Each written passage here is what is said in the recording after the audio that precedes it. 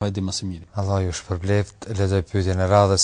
Është mëkat të kërkosh ndihmë nga kisha, jetojmë jashtë dhe nganjëherë marrim ndihmë në vlef të çekut nga pak. Është mëkat për këtë, ju lutem thot na tregoni. Fillimisht është problematike dhe çështje diskutabile tek dietarët bashkëkohor, çështja e shkuarjes në vendet e perëndimit edhe me banu edhe me jetu atje në përgjithësi. Me një fjalë do thot ajo që është e njohur tek ne, kërkimi i azilit në vende perëndimore, është diskutabile tek dietarët bashkëkohor kjo çështje, për faktin se neve në një formë do thot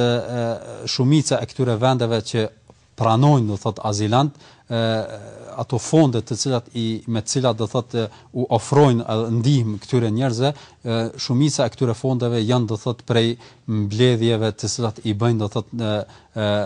bashkësitë fetare, do thot kishat e ndryshme nëpër vendet e ndryshme të perëndimit. Pastaj gjithashtu është edhe fakti se njeriu në një formë themi ma qartë besimtari kur shkon nëpër ato vende, do thot kërkon ndihmë në një formë u afrohet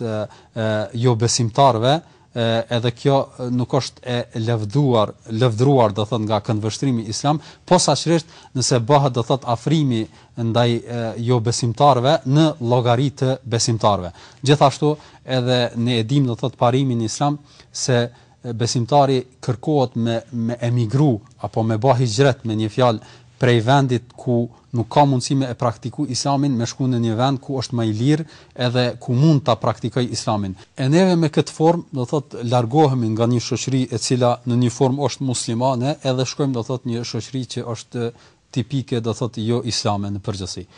Megjithatë unë e bëra këtë sqarim për me pas parasysh se nuk është një punë e thjeshtë që njeriu me emigru prej një vendi ku në një fund ka shoqëri muslimane dhe mund të praktikohet, dëgjohet ezani e kështu me radhë, edhe me shku në një vend që janë larg të gjitha simbolet islame edhe me jetu atje. Por duke pas parasysh rrethanat në të cilat ka jetu populli jon, do thot në këtë në vend në Kosovë, po edhe në këtë rajonin, dhe posaçërisht para lufte kur me të vërtetë jemi ballavaçuar me një krizë shumë të madhe në të gjitha aspektet, po gjithashtu edhe nga aspekti ekonomik, sikurse ka qenë një rrugdalje e vetme që shumica e trinjve tanë do thotë që të bëjnë do thotë këtë udhim edhe të shkojnë në vende të ndryshme të perëndimit për me siguru do thotë elementet kryesore për jetesë edhe të atyre njerëzve të cilët i kanë lënë në Kosovë. Prandaj duke pas parasysh nga ky këndvështrim mund të themi se do thotë ka qenë një rast i jashtëzakonshëm ku edhe një formë e vetme të cilën e kanë shfrytzuar njerëzit e këtyre rajoneve për me dalë do thotë nga krizat e ndryshme. Për këtë edhe është një rast të cilën e dim ndoshta të gjithë kur pejgamberi sallallahu alaihi wasallam derisa para hijretit në Medinë kur kanë jetuar në Mekë, e dim kur muslimanët u bë e vështirë të praktikohet Islami në Mekë, edhe ballafaqoheshin me trysni edhe mundime të ndryshme, atëherë i dërguari i Allahut lavdërimi dhe paqja qofshin mbi të, i këshillon muslimanët që të shpërngulen, do thotë të emigrojnë prej Mekës dhe të shkojnë në Abesenin e atëhershme, është fjala do thotë për Etiopinë e sotshme, të shkojnë atje edhe të jetojnë atje për arsye se atje ka qenë më i lirë praktikimi i fesë, edhe pse shteti në të cilin kishin shkuar ishte një shtet krishter, po megjithatë nuk u acenonte të drejtën e praktikimit të fesë islame, edhe pejgamberi sallallahu alajhi wasallam prandaj i ka këshilluar që të bëjnë hijret për atje. E përmenda këtë shembull për faktin se po na jep të kuptojmë se si i dërguar Allahut i ka lejuar me shku